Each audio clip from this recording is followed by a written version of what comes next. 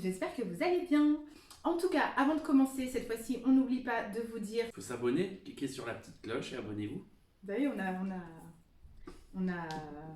voilà quoi. On a pas mal de choses à vous dire, surtout dans les semaines qui vont venir, même si on met du temps à faire des vidéos. Ça n'empêche qu'il y a énormément de choses à vous raconter et on prend les images. Donc voilà, les images sont faites, mais on vous les poste avec un peu de retard, mais ça vous permet quand même de nous suivre et de rester voilà, avec nous finalement dans cette aventure. Le but de cette vidéo, c'est de vous donner un petit peu des nouvelles. La dernière fois, on vous avait quitté en vous disant qu'on avait acheté le restaurant, une pizzeria, le Pizza del Sol, le grand Pizza del Sol de la Maille, parce qu'il y en a deux, et que je devais partir pour voir un petit peu comment ça se passait là-bas, et de vous donner, de vous raconter voilà, ce qui s'est passé depuis, enfin comment ça s'est passé là-bas. Des photos, même la maison, je crois, on vous avait dit, on a peut-être trouvé une maison, donc on va partager tout ça avec vous. Voilà. Donc restez jusqu'au bout et abonnez-vous. Voilà. Moi, je suis partie quand? Je suis partie fin février. Je suis partie 10 jours. Je suis revenue le 9 mars. Donc voilà, je ne sais plus quelle date de février jusqu'au 9 mars, pendant 10 jours. Ça a été... en tout cas, on va vous expliquer un petit peu comment on a vécu les choses finalement chacun de notre côté. Parce que même si on communiquait beaucoup et que je lui racontais tout, on était chacun de notre côté. Donc c'était pas évident, je pense, ni pour toi finalement, ni pour moi. Pas de la même façon. En sachant aussi que le restaurant, donc on est officiellement propriétaire du restaurant depuis le 1er février. Donc Gaël est arrivé fin février, donc fin du premier mois, découverte des employés, remise des salaires, etc. Donc moi j'ai été à distance, tout a été fait en visio, par appel ou WhatsApp. Donc moi c'est vrai que j'ai laissé Gaël y aller parce qu'il y avait pas mal de choses à voir niveau communication, marketing, éléments de décoration sur le restaurant. Et c'est vrai que je trouvais ça plus judicieux de laisser Gaël y aller. Et donc moi je suis resté à la maison pour gérer les enfants et continuer mon sport, mon foot. Même si je crois que j'ai pris un carton rouge à peine que tu es parti. Oui, donc finalement, je me suis presque pas entraîné, mais au moins j'étais là pour garder les enfants, donc j'ai vécu ça par procuration. Ouais. Et du coup, c'est vrai que pour moi, c'était pas évident dans le sens où, déjà d'être toute seule, parce que finalement, c'est un projet à deux, donc voilà, de vivre ce côté-là toute seule, il manquait Guillaume, quoi, c'est particulier. Et puis en termes aussi de confiance en moi-même, de me dire, faut que je fasse les choses bien, faut pas que je me trompe, de pouvoir lui rapporter tout bien pour qu'il soit sûr de rien louper, parce que je sais que c'est important pour lui. Bonjour, je sais pas si ça se voit à ma tête, là ça va mieux, mais ce matin je me suis réveillée avec une tête. Je suis très très très fatiguée, mais ça va. Ces 10 jours là sont vraiment intenses. Je savais que j'allais avoir du taf, mais je pensais pas à ce point-là. Les journées passent à une vitesse. Puis je pense que voilà, au restaurant il y a beaucoup de monde, donc forcément ça brasse beaucoup d'énergie, donc moi ça me fatigue beaucoup. Enfin voilà, c'est très très intense, mais c'est vraiment cool. Et surtout par rapport à Xavier aussi, vous savez Xavier avec qui on est associé, hein, du coup il est avec nous sur le restaurant, donc c'est lui qui a géré tout le début du mois de février. Déjà ça a été difficile pour nous deux déjà avant que j'y aille, parce que on est à distance. Ça veut dire que lui il fait les choses comme il peut, comme il estime être le mieux. Pas forcément toujours comme nous on verrait les choses. Xavier qui est quelqu'un qui est très... Xavier il est toujours insatisfait, il veut toujours plus et il veut toujours que tout aille très vite, il est impatient. Donc du coup il fonce, il va dans tous les sens pour que tout marche bien tout de suite. Moi j'avais un peu une pression par rapport à ça, en me disant, bon, il va falloir que je m'impose, voilà, que je sache dire, non, ça, écoute, non, on fait pas comme ça, ou du moins qu'on puisse discuter. Et ça aussi, c'était très challengeant pour moi, parce que c'est pas quelque chose que je faisais facilement, en tout cas, voilà, prendre ma place, en fait. Alors moi, je suis plus du diesel, hein, donc pour moi, voilà, on observe, on prend nos marques, et puis petit à petit, on va améliorer ce qu'il y a à améliorer. Et puis petit à petit, on va faire un truc cool, quoi, parce qu'il y a vraiment un truc cool à faire. Tout ce qui est fait au niveau nourriture, après, voilà, c'est des produits frais, il y a quand même du travail derrière. Mais moi, je suis super content parce que quand on achète un restaurant, la base, c'est de faire plaisir aux gens.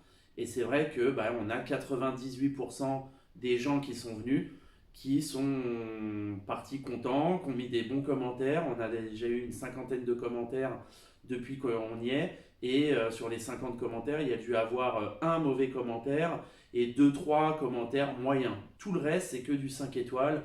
C'est que du on est super content, c'est génial, le staff est top, les desserts sont incroyables, etc. Donc déjà, pour ceux qui regardent cette vidéo et qui sont passés au restaurant, merci. Et on va continuer à travailler. Et à Oui, faire, d'ailleurs j'ai rencontré des gens qui nous suivaient sur Ouais. YouTube qui sont venus. Merci encore à eux d'être venus, ça m'a fait très plaisir. Et ouais, c'est agréable, c'est cool. Donc vraiment, si vous passez à la maille, venez nous voir parce que ça nous fera vraiment... voilà, c'est un échange, c'est un partage. Bon, ça nous aide pour le resto aussi, c'est sûr. Ou non, mais même passer nous dire bonjour, vous voyez, même si vous n'avez pas mangé, mais c'est top, ça fait toujours plaisir. Moi, ce que j'ai eu beaucoup de mal, c'est de m'adapter au fonctionnement là-bas. Voilà, les Thaïs ne vivent absolument pas comme nous, dans leur façon d'appréhender la vie, dans leur façon de vivre la vie. Ils vivent vraiment le moment présent. Ici, c'est pas le cas. Donc même si je tends vers ça, là-bas, c'est ancré, c'est leur façon de vivre. Pour vous donner un exemple, on va pouvoir mettre en place un process en disant à telle heure il faut arriver, il faut mettre en place le restaurant de telle heure à telle heure, etc. Eux, ça, ils disent oui, mais ils s'en fichent. Ouais, en fait, je pense pas qu'ils s'en fichent, mais c'est comme justement, ils vivent le moment présent, c'est-à-dire que si on a beau prévoir les choses, s'ils ont un truc à faire avant ça, ils vont le faire avant, en fait. C'est pas notre fonctionnement chez nous. Il y a des horaires, ça doit être comme ça, et on a eu du mal à comprendre que pour nous, quand on dit une chose, on le dit une fois, c'est acté. Enfin, je veux dire, c'est pas compliqué pour nous de comprendre. Tu dois commencer à 12h30, la salle doit être prête. C'est pas compliqué à comprendre. T'arrives pas à 12h30 au resto, quoi. Voilà, où tu dois être prêt. Et eux, non, en fait, c'est à 12h30, ils arrivent tranquilles. En pyjama. Ils mettent la salle, une fois que la salle elle est faite, ils repartent, ils vont se doucher, ils vont s'habiller. Bon, après, c'est un mode de fonctionnement C'est complètement ça. différent. C'est un mode de fonctionnement. C'est pas que c'est moins bien, c'est pas que c'est mieux, c'est juste différent.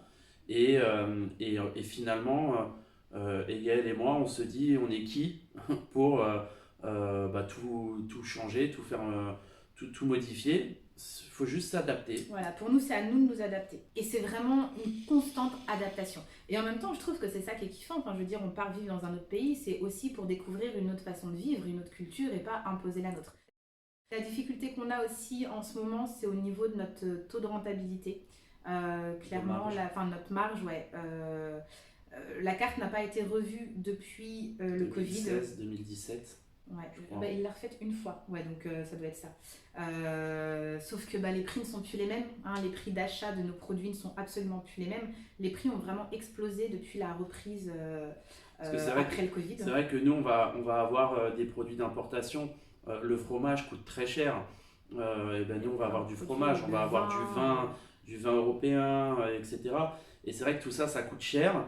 Ça a augmenté avec le Covid, sauf que les prix à la carte sont restés identiques. Donc, on attend d'aller sur place, on va refaire la carte. Ça nous tient à cœur de ne pas faire partie de la fourchette haute des restaurants d'expat ou européens. On veut être toujours sur la fourchette basse. Mais entre la fourchette basse et la fourchette très basse, il y a peut-être un juste milieu à faire. Et donc, on va refaire la carte normalement mi-juin ou fin juin. Ouais, dès qu'on arrive, en tout cas, on va voir ça. Mais c'est vrai qu'on a eu pas mal de commentaires avec bon rapport qualité-prix, etc. Oui. Donc, la qualité sera toujours là. Maintenant, clairement, on va augmenter un peu nos prix. On est obligé parce que sinon, on ne s'en sort pas. Par rapport aux produits qu'on achète, on est obligé d'augmenter. Enfin, on est obligé, on n'est jamais obligé. Moi, je dirais à un moment donné... voilà, on ne va pas vous offrir le repas non plus. Ensuite. Deuxième petite blagonnette. Ouais. Et donc, oui, la maison. Donc, la dernière vidéo, on vous a parlé d'une maison qu'on avait trouvée. On l'avait repérée, Guillaume l'avait repérée, encore une fois, sur Facebook. Coup de cœur, encore une fois. Et puis j'ai trouvé une maison aussi. Donc, ça aussi, je suis contente parce que j'ai géré toute seule. La maison est top. On a un financement encore qui est particulier, donc il fallait pouvoir négocier avec les propriétaires s'ils étaient OK. Ils sont OK.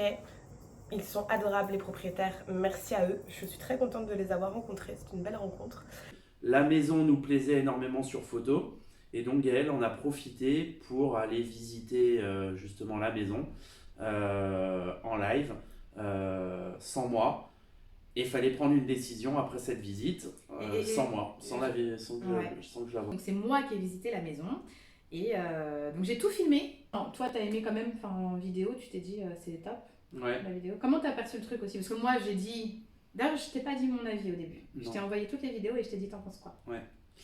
Moi, quand j'ai vu la vidéo, la première chose qui m'a sauté aux yeux, c'est waouh, c'est grand, c'est immense. Dans l'une des vidéos, on voit Gaëlle arriver avec Stéphane face à la porte et on voit, ouais, c'est immense quoi. Et c'est vrai que moi, je m'étais toujours dit, si on doit partir en Thaïlande, c'est pas pour, c'est pour vivre vraiment un rêve de A à Z. Et donc, je voulais vraiment avoir une maison qui corresponde à mes envies, c'est-à-dire avoir beaucoup d'espace, avoir une chambre par enfant, avoir un petit appartement, si on a de la famille qui vient, avoir une piscine, un grand jardin, enfin, et tout ça, c'est pas facile à trouver, surtout en ce moment où les prix augmentent énormément sur Koh Samui. Et quand j'ai vu la vidéo, je me suis dit, waouh, elle a tout ça. Elle a tout ça. La seule chose qu'elle a pas, c'est la vue mer. Et à la fois, c'est pas grave parce que nous, on aime la nature. Et sur la vidéo, j'ai vraiment ressenti cet espace, quoi, ce truc. Et j'ai eu la sensation de me dire, ouais, cette maison, elle est faite pour nous.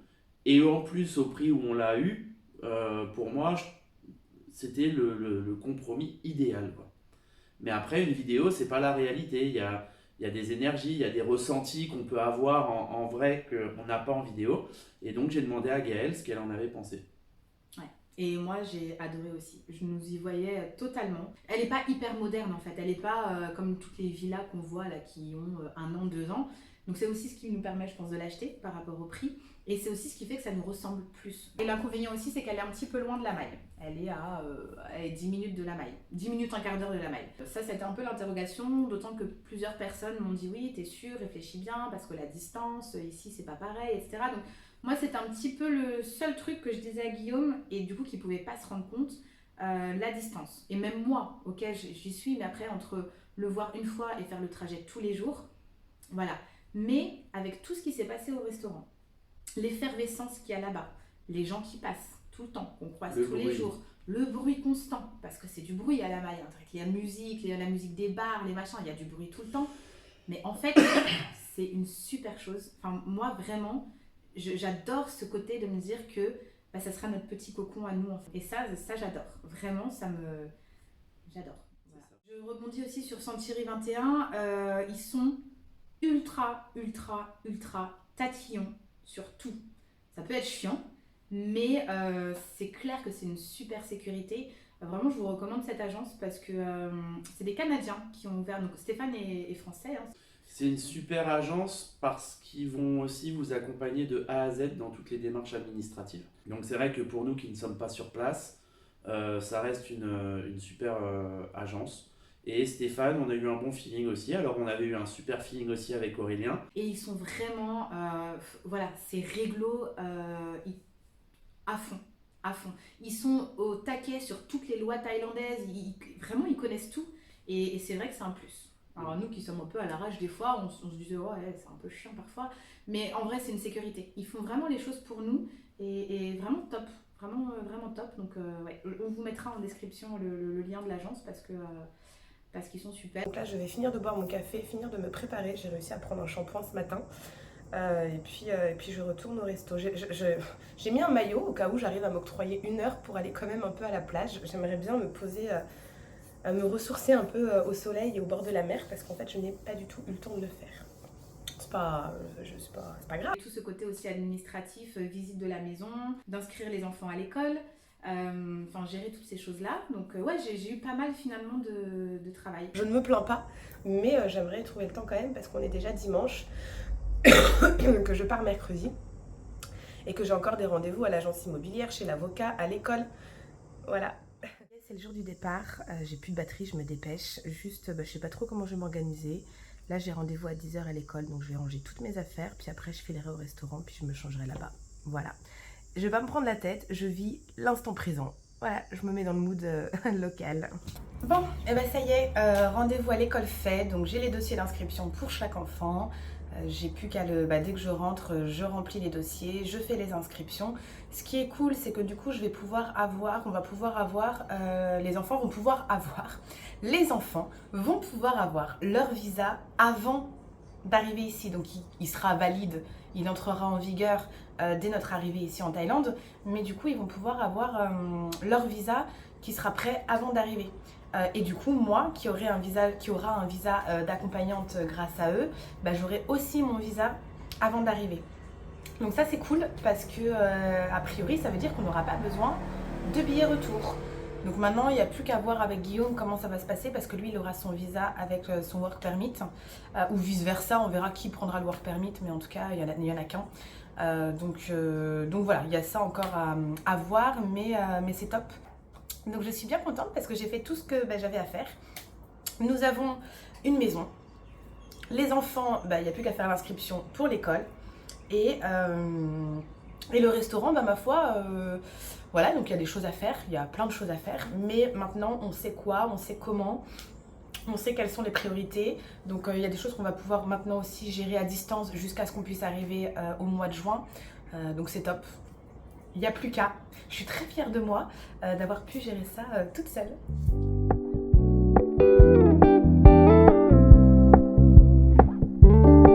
We're gonna keep it low key, keep it soft.